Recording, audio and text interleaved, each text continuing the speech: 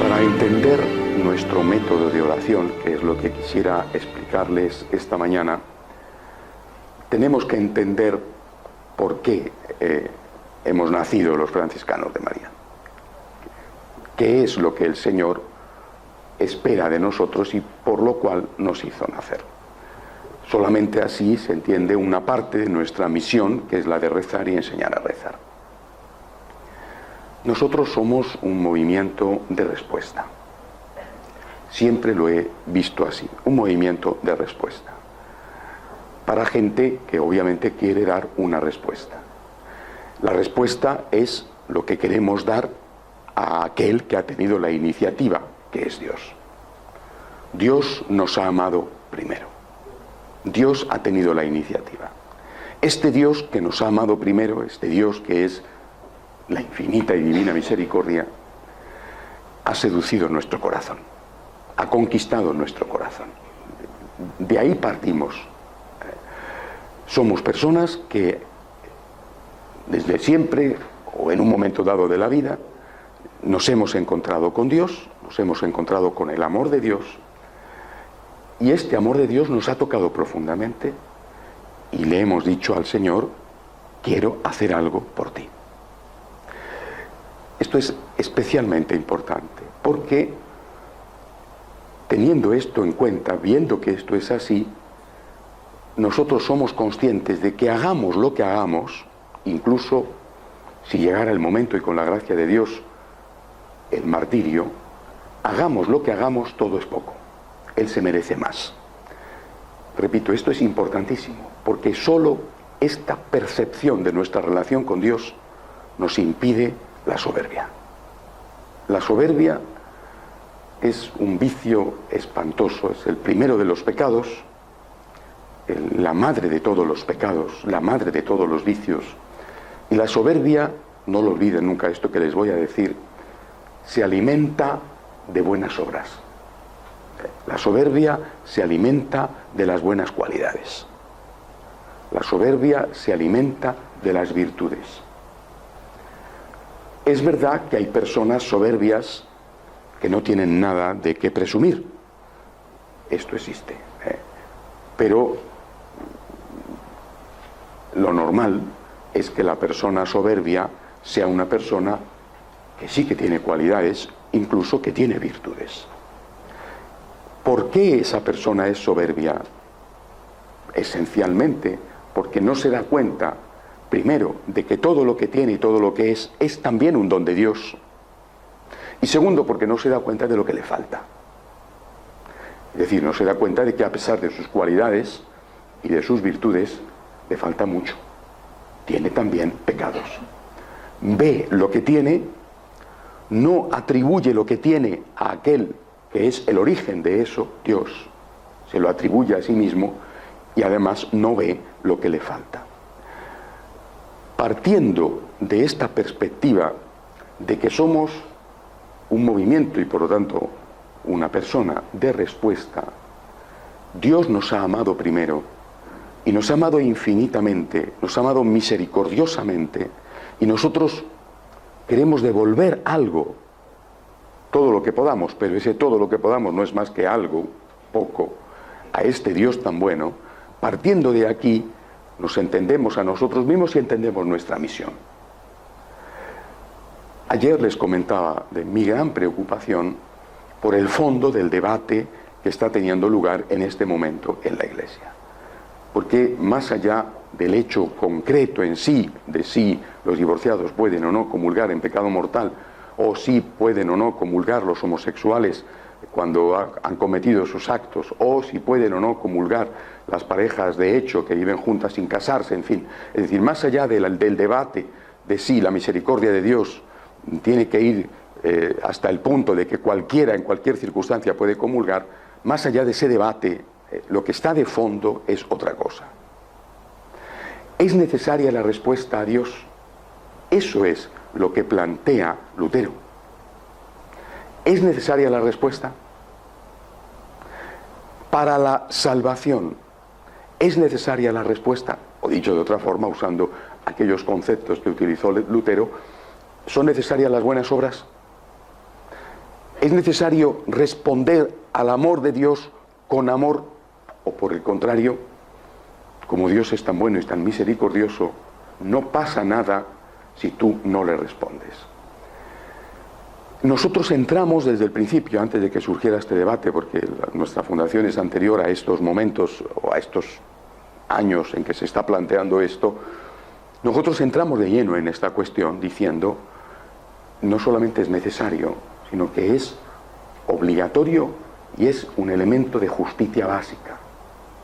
Sin respuesta, lo que se hace con el amor de Dios es abusar. La respuesta amorosa al amor de Dios es un acto de justicia elemental, de justicia básica. Tenemos la obligación de amar al amor. La obligación, no la opción. Evidentemente jamás Lutero, ni nadie ahora, predica que no había que amar a Dios. No. Lo que decían era que no era necesario. Que el amor de Dios era tan grande que aunque tú no le amaras, aunque no hubiera buenas obras, de eso se trata, no pasaba nada. Nosotros, con la Iglesia Católica de siempre, tal y como el Concilio de Trento, que es el concilio que se convoca para hacer frente a Lutero, estipula, nosotros decimos, las buenas obras son necesarias. ¿Para qué? Para que, primero, le hagamos justicia al Dios del amor, y segundo, para que ese amor de Dios fructifique en nosotros y produzca los frutos que ese amor de Dios quiere que se produzcan por nuestro propio bien. Si tú no amas, estás en el odio, y eso no lo puede querer el Padre. Si tú no amas, no mejoras, eres un egoísta, eso te hace daño a ti.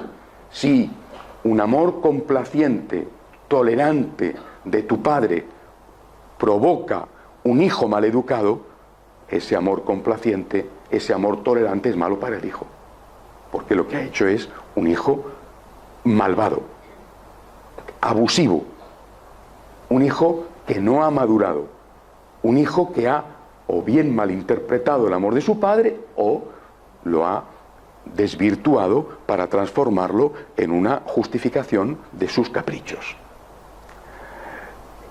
Por eso nuestra espiritualidad del agradecimiento entra de lleno en este contexto que estamos viviendo ahora, hasta el punto de que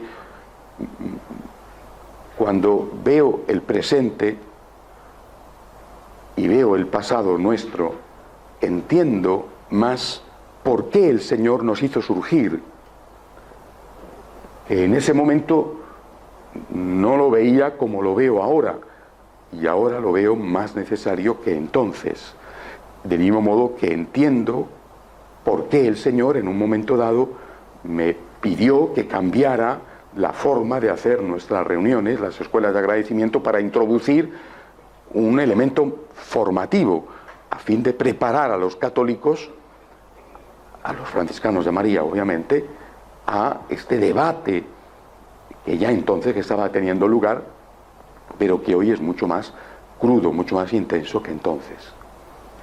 Es en este marco de un movimiento de respuesta en el que se produce nuestra oración. Siempre he pensado que la Virgen María, siendo una mamá normal, la Inmaculada, por supuesto, pero mamá y mamá normal, no sufría por lo que ella le hacía mal a su hijo, porque ella nunca le hizo el mal a su hijo, pero sí sufría al ver que a su hijo otros le estaban haciendo daño. Es decir, la Virgen María nunca se portó mal con Jesús, pero sí se veía que había otros que se estaban portando mal con su hijo. Y esto es algo que hace sufrir a una mamá cualquiera. Normalmente una mamá no hace daño al hijo. La Virgen María nunca a Jesús. Normalmente una mamá nunca hace daño al hijo.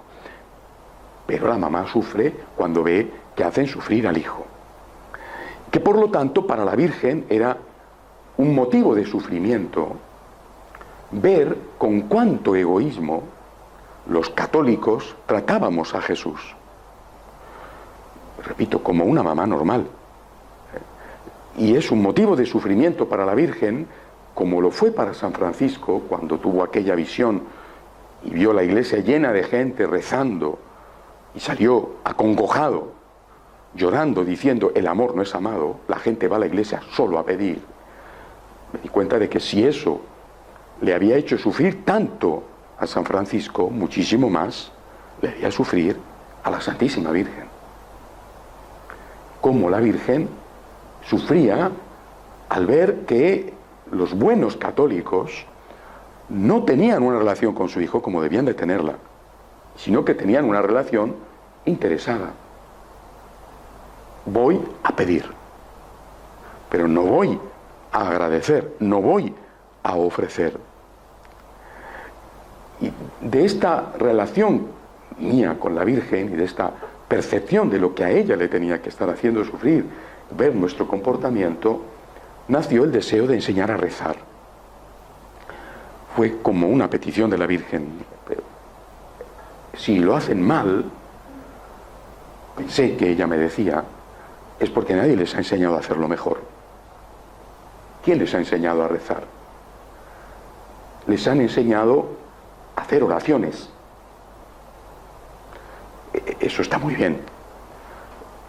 Y el instinto te lleva a pedir, pero nadie les ha enseñado a rezar.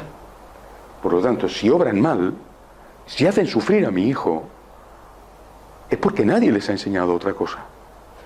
Después habrá seguramente quien, aún enseñándoles, no quieran practicarlo. Pero muchos, si obran mal, es porque no saben hacerlo de otra manera y no son conscientes.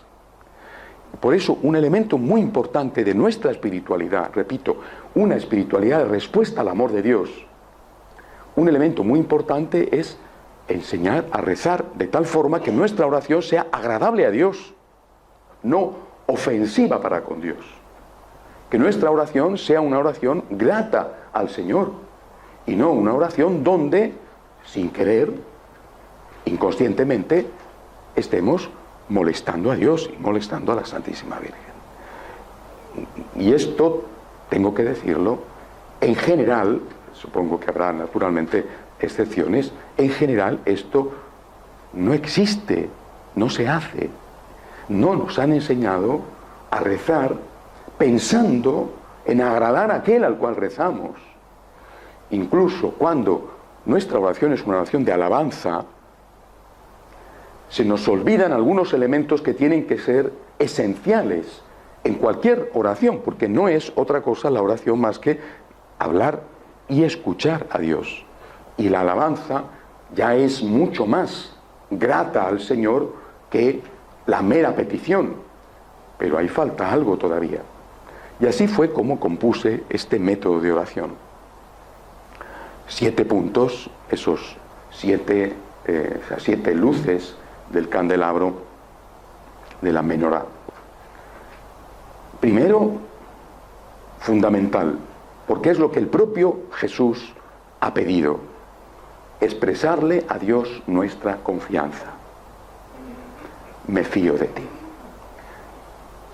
Esta primera parte de la oración es tan importante que te sorprende que nunca nos hayan enseñado a decírselo reiteradamente, y porque no se lo decimos en lo poco, no se lo decimos cuando llega lo mucho, porque no se lo decimos, somos tan frágiles los católicos a las crisis de fe, porque en realidad no nos han enseñado qué es la fe. Y la fe es no solo aceptar unas verdades intelectuales, la presencia real de Cristo en la Eucaristía, la existencia de la Santísima Trinidad, la existencia de la vida eterna, no es solo eso, es también tener una actitud de confianza en la providencia divina. Dios mío, Jesús mío, yo me fío de ti, yo confío en ti. una y otra vez. Repito, en los suaves atardeceres que a veces nos parecen noches oscuras, y no es así, y en las auténticas noches oscuras, cuando la cosa está muy mal o cuando simplemente hay problemas, una y otra vez, yo confío en ti. Jesús, me fío de ti. Divina misericordia, en ti confío. Una y otra vez, muchas veces a lo largo del día, cada vez que se nos turba el corazón. Dios mío, no entiendo, confío, confío, confío. Segundo punto, expresarle al Señor nuestro afecto. Señor, te quiero. Debemos decírselo. Si no, no tendremos jamás la auténtica relación que Cristo quiere que tengamos con Él. Es decir, nuestra relación con el Señor no es una relación meramente intelectual, es una relación de persona a persona, y la gente se ama o se odia. Por tanto, tenemos que decirle, yo te quiero. No solo te sigo, sino te quiero.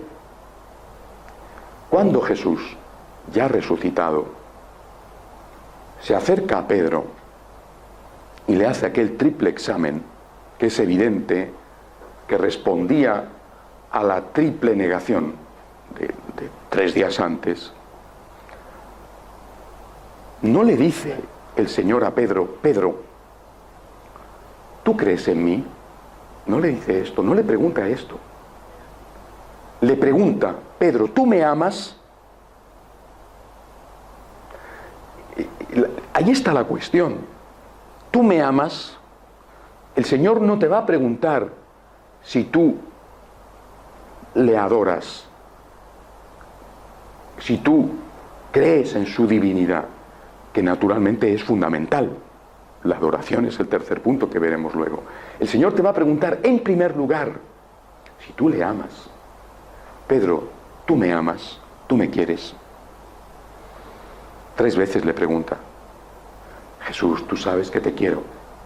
Entonces, ¿por qué tú me quieres? Yo te doy un encargo. Es decir, el Señor se fía de aquel que le ama. Cuando se ha creado un vínculo afectivo, ese vínculo es mucho más fuerte que el vínculo intelectual. Las crisis intelectuales, sobre todo en los hombres, mucho más que en las mujeres, las crisis intelectuales son frecuentísimas, cualquier cosa. En cambio, las mujeres generalmente tienen menos crisis intelectuales, no porque sean menos inteligentes, sino por el contrario, porque usan más el corazón.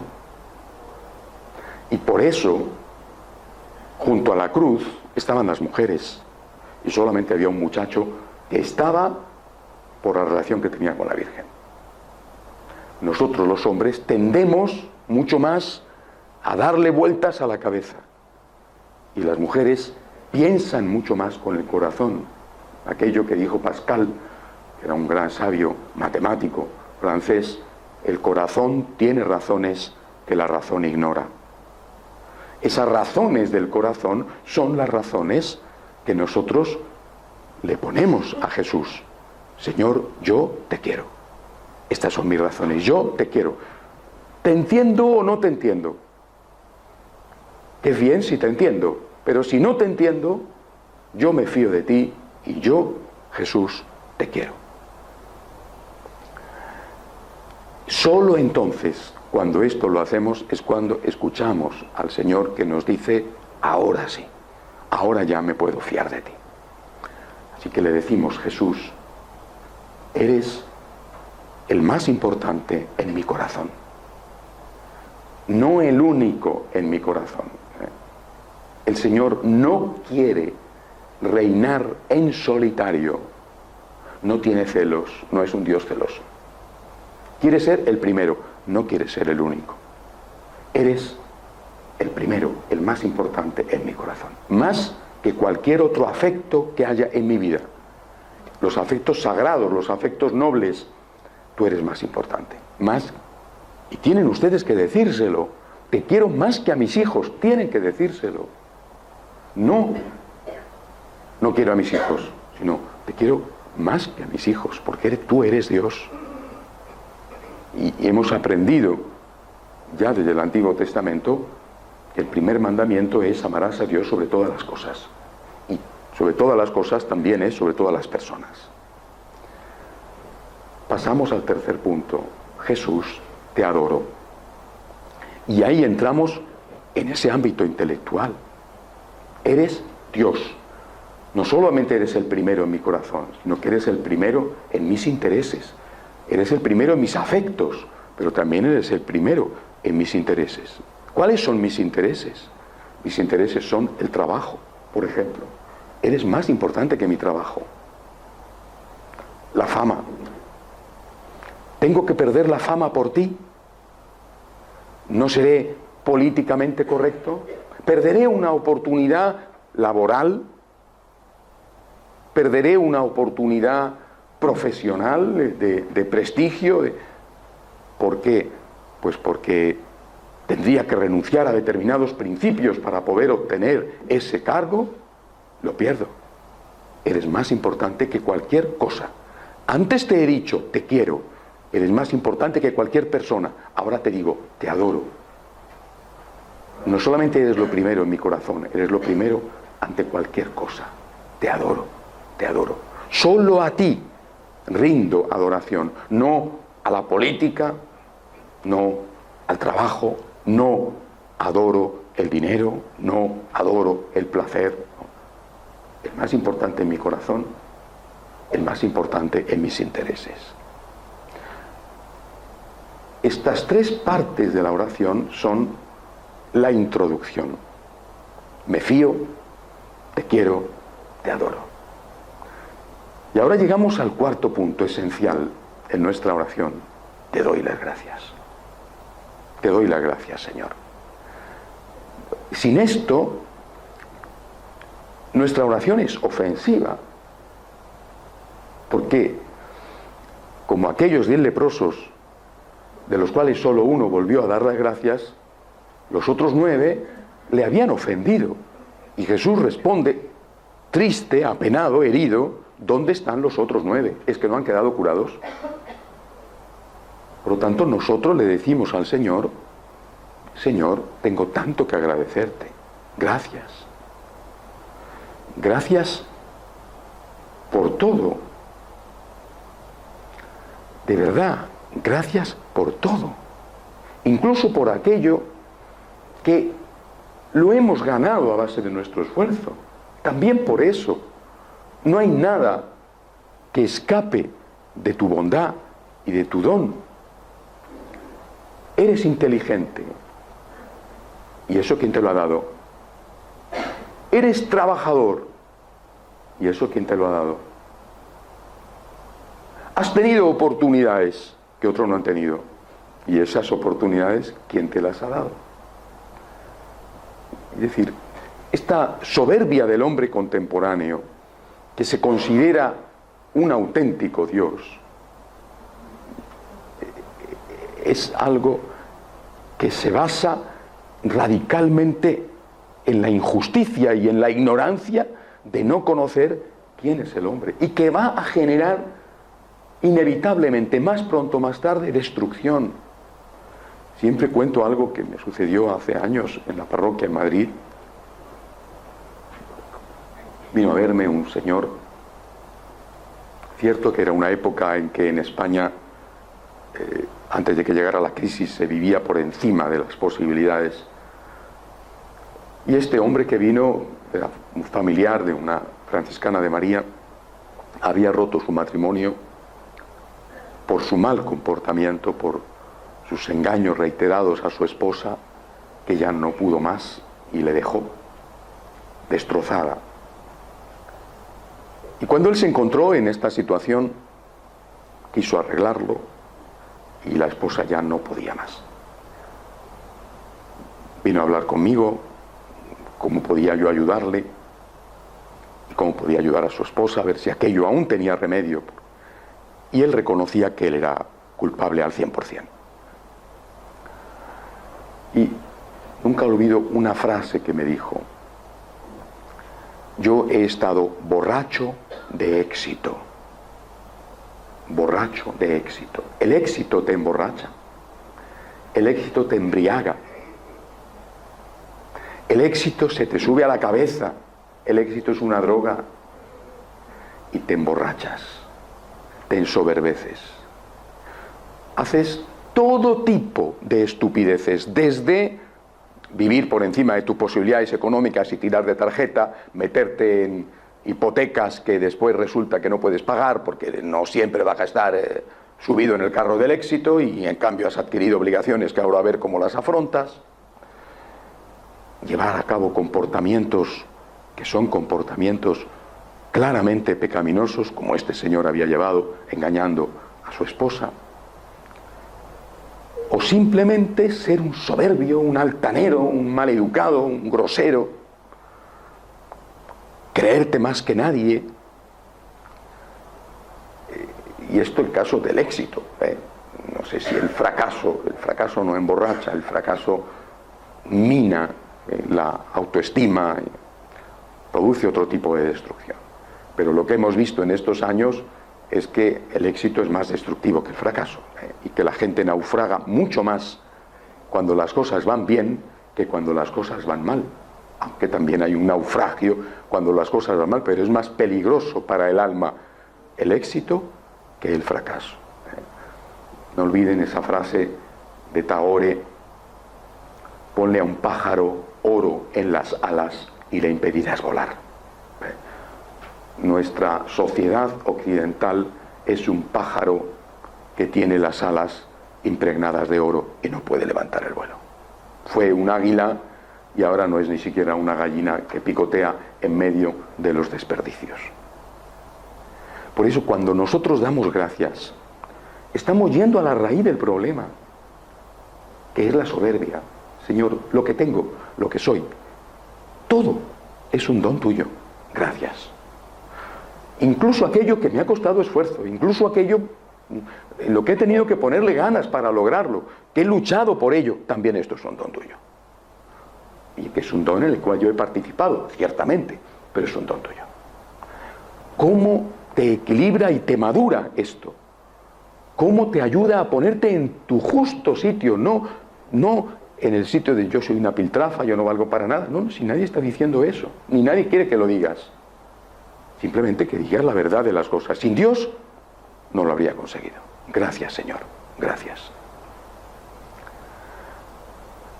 Después de esto es inevitable pedir perdón, cosa que normalmente tampoco se hace en la oración. Jesús, perdóname. Perdóname haberte ofendido. Perdóname el daño que te he hecho. De tantas maneras. Obrando mal los 10 mandamientos. Dejando de obrar bien. ¿Cuánto bien he podido hacer y no he hecho? Con mi tiempo, con mi dinero, con mis cualidades. ¿Cuánto bien he dejado de hacer? ¿Cuántas lágrimas he podido enjugar y no las he enjugado? ¿Cuántos estómagos he podido llenar? ¿Cuántas sonrisas he podido poner? O por el contrario, ¿cuántas lágrimas sí he puesto?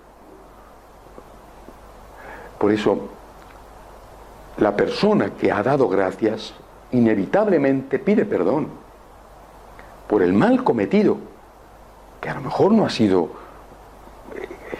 no somos narcotraficantes, no somos pederastas, no somos asesinos. Bueno, pero eso no significa que no tengamos cosas de las que pedir perdón. Perdón, Señor, de verdad me duele tanto haberte ofendido, haber hecho daño a esa persona, no haberle ayudado. Y está el carácter. Perdóname porque tengo este genio que tengo, porque tengo esta pereza que tengo, porque tengo esta envidia, porque tengo este rencor, porque lo que sea, cada uno tiene su carácter, que es tu DNI, tus huellas dactilares, que te va a acompañar toda la vida, y que toda la vida vas a tener que estar una y otra vez con humildad, luchando hasta que poco a poco, no digo que lo cambies porque no se cambia, pero sí lo controlas y lo suavizas. Señor, te pido perdón, me duele haberte hecho daño o no haberte ayudado, o me duele que ese carácter haya salido a dar una vuelta en lugar de tenerle controladito y haya hecho una tontería. Señor, te pido perdón. Y después fíjense que ya estamos en el 6.º lugar, que no es el último, porque el último es muy importante, pero ya en el 6.º lugar sí pedimos ayuda. Ya en el 6.º lugar. Señor, te necesito. Y hay que pedir. Pero antes de pedir, le hemos dicho que nos fiamos de Él, que le queremos mucho y que queremos quererle cada día más, que le adoramos, que le agradecemos, que le pedimos perdón. Y ahora sí, ya estamos preparados. Señor, ayúdame. Por las cosas espirituales, y ayúdame también, Señor, en esas cosas que necesito para mi vida material, o para los míos, que a lo mejor no necesito pedir nada para mí, pero mira a mi hijo, mira a mi esposo, mira a mi mujer, personas que no conozco, mira a los cristianos que están siendo masacrados por los musulmanes, mira mi país que vive en una convulsión, que tiene violencia, que tiene corrupción, que tiene crisis económica, ese otro lugar del mundo donde ha habido una tragedia. Te pido por esas personas. Y te lo pido con humildad, porque ya he hecho el ejercicio de la humildad. Te lo pido con humildad, no te lo exijo. Como no nos han enseñado ni siquiera a pedir, generalmente no sabemos pedir, exigimos. La diferencia entre la petición y la exigencia es que la petición se hace con un favor y la exigencia se hace con un derecho. Y nosotros hemos transformado la petición en exigencia y en lugar de pedir sin darnos cuenta, porque quizá formulamos una petición, lo que estamos haciendo es exigir. Exigimos. La exigencia se hace con derechos y va unida a la amenaza. Si no me das aquello a lo que tengo derecho, te vas a enterar. Voy a protestar, te voy a poner una denuncia, voy a hacer una huelga, porque tengo derecho a esto. He firmado contigo un contrato, tú no me das lo que he firmado, te voy a poner un pleito. Tengo derecho a ponerte un pleito. No tengo derecho a pegarte 2 tiros, pero sí tengo derecho a llevarte a un tribunal, porque tenemos un acuerdo que tú no estás cumpliendo. Mientras que los favores no se exigen, se piden, y se piden con humildad. Nosotros que ya hemos hecho el ejercicio de la humildad, ya no exigimos, humildemente pedimos, Señor, ayúdame, por favor, te pido, por favor. Y por tanto, si no me lo das, no te exijo, no me enfado, no te chantajeo, no te amenazo. Si no me lo das, Señor, no te entiendo, pero ya te he dicho que me fío de ti y que acepto no entender, me fío de ti. Terminamos nuestra oración con algo que nunca hacemos, ofrecer. Una relación entre dos es una relación en la cual los dos presentan lo que necesitan y sus opiniones. Es decir, tiene que haber escucha. Sin esto no hay diálogo, hay monólogo. Yo voy y hablo con Dios, pero no le escucho a Dios. Una vez que hemos dicho todas estas cosas, ha llegado la hora de escuchar. Es fundamental escuchar. Una oración que no tiene escucha no es verdadera. Es, repito, un monólogo.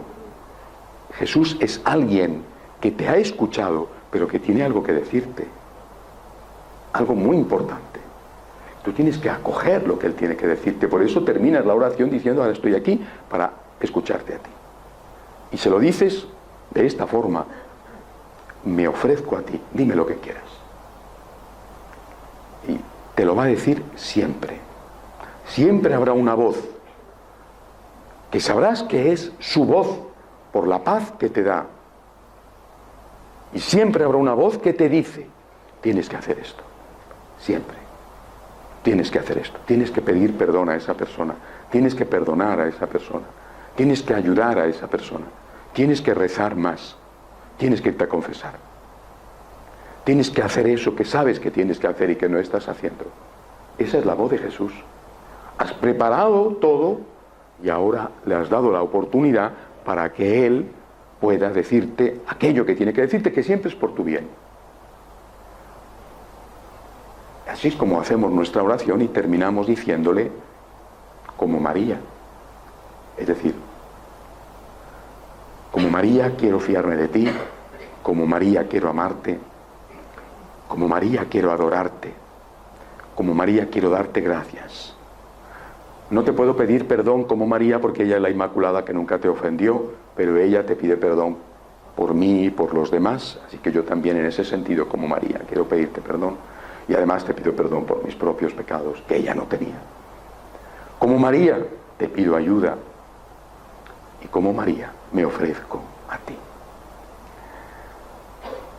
Esta es la génesis de nuestro método de oración.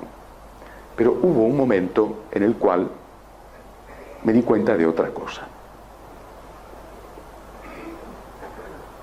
Nació esta oración, como digo, como una respuesta dentro de un movimiento de respuesta. ¿Y por qué la Virgen? Yo intuí, creí que me decía, tienes que enseñarles a que cuando recen no ofendan a mi hijo. Es decir, que no vayan solo a pedir, por favor enséñales, porque si no, lo harán mal sin darse cuenta. Bueno, pero un día dije, yo estoy hablando con Jesús, María me ha enseñado a hablar con Jesús,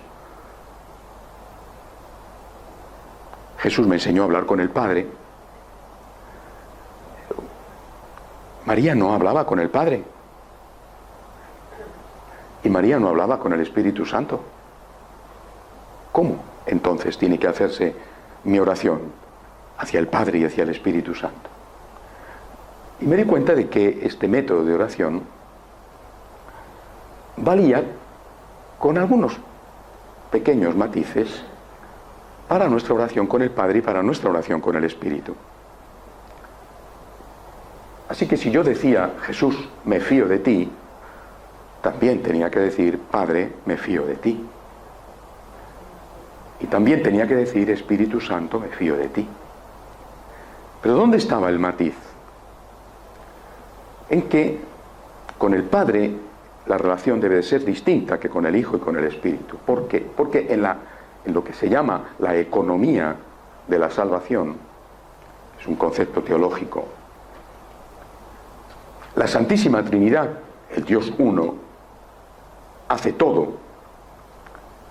Dios hace todo, pero cada parte de la Trinidad es la encargada de hacer una cosa distinta. El Padre crea, el Hijo redime, el Espíritu santifica. Dándome cuenta de esto, me di cuenta de que mi relación con cada una de las personas de la Santísima Trinidad, como María, tenía que tener un matiz diferente. Y de hecho de la Virgen decimos que es la hija del Padre, la madre del Hijo y la esposa del Espíritu Santo. Por lo tanto, mi relación con el Padre tenía que ser una relación filial, con el Hijo tenía que ser una relación fraternal, con el Espíritu tenía que ser una relación esponsal. Una relación filial implicaba mucho más fuertemente la obediencia y por tanto la fe. Una relación fraternal implicaba más fuertemente la confianza, la fraternidad, y una relación esponsal implicaba más fuertemente la entrega absoluta. Así que al Padre tenía que pedirle y agradecerle por la creación. Y tenía que pedirle que me hiciera realmente dócil, con esa docilidad que tenían en el Antiguo Testamento, que me hiciera y me ayudara a respetar el señorío de Dios. Dios es Dios. Dios es superior a mí, yo no soy Dios. Me di cuenta de que no estaba profundizando lo suficiente en esta relación con Dios uno a través del Padre, que me hacía darme cuenta de que soy criatura. Y me di cuenta de que esto había sido especialmente importante para San Francisco, que se veía a él mismo y a todo como la criatura de Dios. Y que esto además era especialmente importante insistir en ello en esta época en la cual estamos divinizados. Nos hemos autodivinizado, nos hemos ensoberbecido.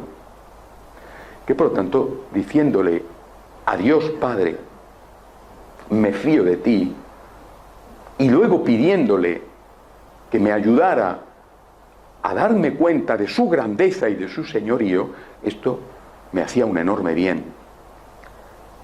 Naturalmente, con respecto al Espíritu Santo, esa relación esponsal me era especialmente útil por mi sacerdocio, desposado, no estoy casado con ninguna mujer, desposado por lo tanto con el Espíritu Santo, con un desposorio especial que es el que tenemos los sacerdotes. Pero a la vez, esa relación con el Espíritu Santo me llevaba a desear intensamente la santidad, porque esa es la obra del Espíritu Santo, es el Espíritu santificador. El Padre crea, el Hijo redime, su sangre derramada me salva, pero es el Espíritu el que santifica. Por lo tanto, relacionarme con el Espíritu Santo de esta manera me llevaba a pedirle, sobre todo, que me ayudara a ser santo, o dicho de otra forma, que me ayudara a amar a Jesús, al Padre y a Él mismo. Llena mi corazón de tu fuego, llena mi corazón de tu amor.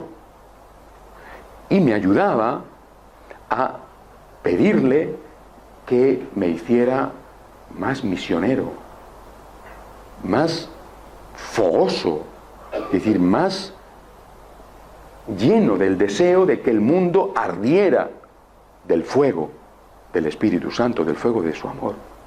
Enciende en mí y en los demás la llama que lanzaste en Pentecostés sobre los apóstoles y que les llevó a dejar de ser unos cobardes y a salir hasta el fin de la tierra para predicar el nombre de Jesús y para evangelizar y bautizar. Esta meditación que ocurrió hace no muchos años, que Dios va dándote las cosas poquito a poco en la medida en que eres capaz de entenderlas, me ayudó a tener una relación más completa con Dios.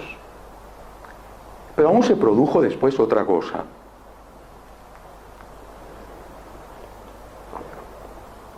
Un día tenía que celebrar una boda, un matrimonio. Teniendo que celebrar un matrimonio de una pareja que era de verdad católica, me di cuenta, preparando qué les iba a decir a esta pareja de novios, futuros esposos, me di cuenta de que había algo que podía enseñarles. Yo, un cura no casado, hay algo que podía enseñarles. Y que ese algo que yo podía enseñarles era muy importante para su relación, presente y futura. Podía enseñarles a hablarse entre ellos como yo hablaba con el Dios que era el esposo de mi vida, el esposo de mi alma. Entonces recuerdo que hice la homilía diciéndoles: todos los días debéis hacer esto. Todos los días, empezando ya, si no lo hacéis ya, luego no lo haréis. Todos los días tenéis que deciros el uno al otro: me fío de ti. Me fío de ti. Qué importante es decirlo, ¿verdad? Me fío de ti. Pero sobre todo qué importante es merecerse la confianza. Porque ¿cuántos abusan de la confianza que ha depositado en él el cónyuge para engañar, por ejemplo? Tienes que decírselo: me fío de ti. Y tienes que ganarlo. Y después tienes que decirle: te quiero. Tienes que decírselo. Está deseando escucharlo. Que normalmente las señoras lo decís, pero los señores no. Pero hombre, si ya lo sabes. Sí, pero qué bonito es escucharlo, ¿verdad? Yo esto lo he aprendido de la Virgen. Y se lo digo a Jesús. Y Él quiere escucharlo. También quiere escucharlo tu mujer de ti. Y sobre todo que sea verdad, ¿eh?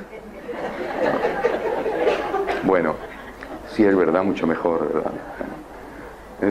Aquello que decía, mira, aunque no sea verdad, dímelo, engáñame, pero dímelo, ¿no? Es tan importante decirse cada día, te quiero. No podemos decirnos el uno al otro, te adoro, porque eso solamente es para Dios. Pero podemos decir, debemos decir el uno al otro, te admiro, te admiro. Es decir, destaca las cosas positivas. Cariño, te ha quedado estupenda la comida.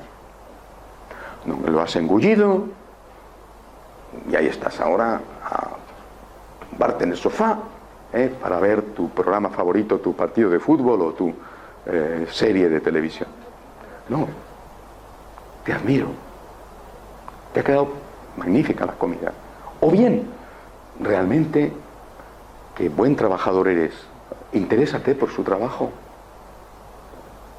pregúntale qué tal le ha ido, qué problemas son los que ha tenido que resolver o los que no ha podido resolver. A lo mejor te dirá, no puedo contarte determinadas cosas, porque, como dicen en España, luego vas y lo cascas, ¿eh? No, pero determinadas cosas no puedo contártelas, porque además para qué te voy a complicar la vida, pero interésate por él. Díselo, dile, esto lo estás haciendo muy bien. Y no que damos siempre todo por supuesto. Damos por supuesto que queremos a la otra persona y que la otra persona lo sabe, damos por supuesto que nos gusta lo que hace. Damos tantas cosas por supuesto que al final la incomunicación es completa. Y luego tienes que decirle, te doy gracias. ¿Cuánto tiempo hace que no se lo dices? No solo cuánto tiempo hace que no le miras a los ojos a tu mujer o a tu marido y le dices, te quiero. No, cuánto tiempo hace que no le dices, te doy gracias. Te doy gracias porque estás trayendo el dinero a casa todas las semanas. Te doy gracias porque estás pasando tu vida mientras cuidas a los niños. Te doy gracias. Dile, te pido perdón. ¿Cuánto tiempo hace que no se lo dices? No esperes a que te reproche. Adelántate, te pido perdón. Mira, sabes que estoy fatal, con los nervios alterados, estoy realmente en una tensión enorme, vengo agotado del trabajo, o mira, los niños me tienen que no puedo más, el adolescente de 14 años, no sé qué voy a hacer con él o con ella, ¿no? Perdóname, cariño, porque estoy fatal, ni me aguanto a mí mismo, lo siento, de verdad, te he pegado 2 gritos y no debía de haberlo hecho, pide perdón, pide perdón. Y luego, pide ayuda. Es lo mismo que le dices a Dios, te pido, pide ayuda. Y también en esto, no des, por favor, nunca las cosas por supuestas. Es tan difícil que ustedes, las señoras, nos entiendan a los hombres, como difícil es que los hombres entendamos a las señoras. Tan difícil, realmente no saben lo difícil que es.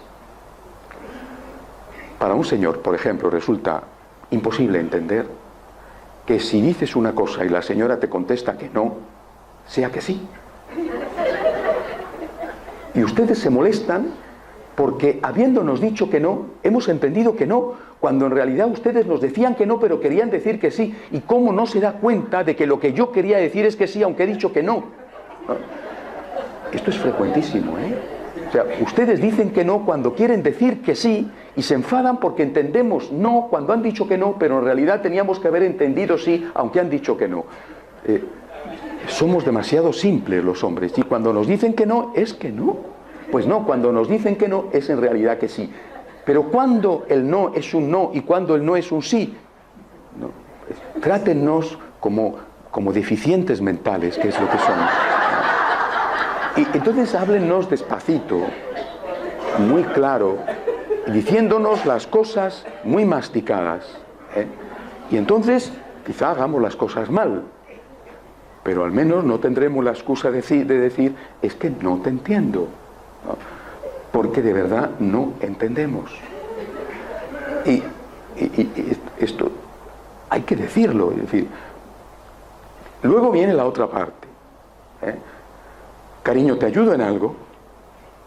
Es ofensivo, porque es que no tienes ojos para ver que está desbordada de trabajo, que no puede más. Cariño, ¿te ayudo en algo? Es una mera cortesía, una mera fórmula para que te diga, déjame en paz, ¿no? Y entonces tienes la excusa de decir, oye, yo me ofrecí. No, es que no. Claro que también sucede que tú dices, si le pido, le digo que le ayudo en algo, se enfada. Pero si me pongo a hacer algo, también se enfada, porque seguro que lo estropeo. Y al final termina por decirme, vete de aquí que no vales para nada. Esto es el elemento más cotidiano en cualquier familia. ¿Por qué no ser mucho más sencillos y decir, ¿te puedo ayudar en algo? Ofrécete. Y la otra parte, ser mucho más humilde y decir, sí, haz esto. Y no hagan más que esto, ¿eh? No hagan más que esto porque para más no vales, pero esto hazlo, hazlo bien, ¿eh? Y hombre, no hace falta que le digas para más no vales, eso está de más, aunque sea verdad y lo estés pensando, tampoco es que tienes que humillar, ¿no? Pero es muy importante en una relación de matrimonial, pero también con los hijos, educarles en esto. ¿Te puedo ayudar en algo? De verdad, honestamente, quiero ayudar, pero como no quiero estropear nada, dime tú lo que quieres que haga, porque seguro que si yo meto la mano aquí, ¿no? Por ejemplo, cuando la señora está en la cocina, normalmente las cocinas son relativamente pequeñas, ¿no? Bueno, cuando la señora está en la cocina, lo mejor es dejarla en la cocina, ¿eh? O sea, no te metas demasiado, porque es muy incómodo. Yo cuando estoy en la cocina, pues es que es un follón, ¿no? Porque no tienes espacio para nada, ¿no? Entonces tú estás allí con dos sartenes al fuego, haciendo dos cosas a la vez, y además preparando una tercera cosa. Yo no soy un profesional, ¿no? Y entonces de repente si viene alguien, pues es que se carga la sartén y la tira al suelo, ¿no? Es decir, hay que tener luces, pero a lo mejor puedes hacer otra cosa. Por ejemplo, poner la mesa, ¿no? Son ejemplos muy vulgares, muy simples, valen para otras cosas igual. Es muy importante en esa relación, que quiere ser una relación sana, es hacer una relación de amor, tener la confianza de decir, te puedo ayudar. Eso evidentemente cuando no sabes perfectamente qué es lo que tienes que hacer, porque si lo sabes vas y lo haces, ¿no? Te puedo ayudar. Y la otra parte decir sí o no, y no decir no cuando es un sí, esperando que el otro entienda que el no es un sí, y si no lo entiende te enfadas porque no ha entendido lo que tú en el fondo querías decir, ¿no? ¿Te puedo ayudar? No. Sí, haz esto. Perfecto, he terminado. ¿Te puedo echar una mano en algo más? No. Desaparece de mi vista. Desaparece, ¿no? Es decir, el silencio muchas veces y la huida estratégica evita tragedias. Cuando notas que la olla a presión está ya echando, en ese momento tú haces un mutis por el foro, te vas tranquilamente, al cabo de un rato te asomas otra vez a ver, y si puedes dices algo, y si no vuelves a desaparecer sutilmente para evitar que sea el detonante de la tragedia.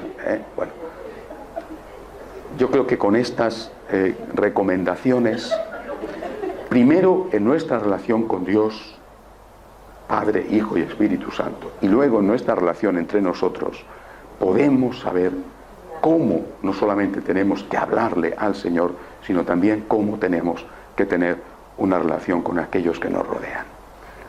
Jesús, Eterno Padre, Espíritu Santo, cariño, me fío de ti. Te quiero, te adoro, te doy gracias, te pido perdón, te pido ayuda y me ofrezco a ti, siempre como María.